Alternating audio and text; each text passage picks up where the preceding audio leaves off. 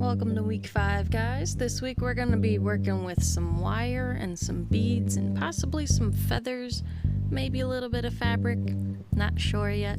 This week we'll be making jewelry and similar things, maybe a dream catcher, maybe some keychains or some dangly things to hang on your rear view mirror in your car.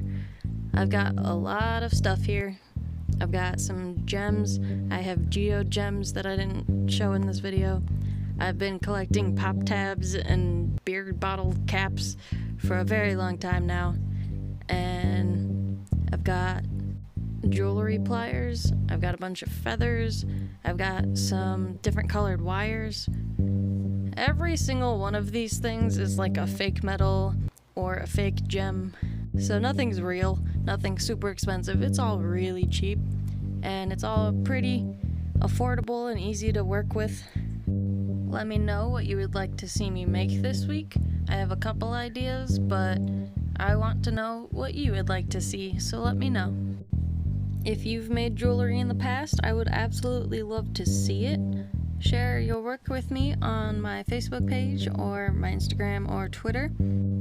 If you would like to collaborate on a project at some point, I would absolutely be down for that, so hit me up.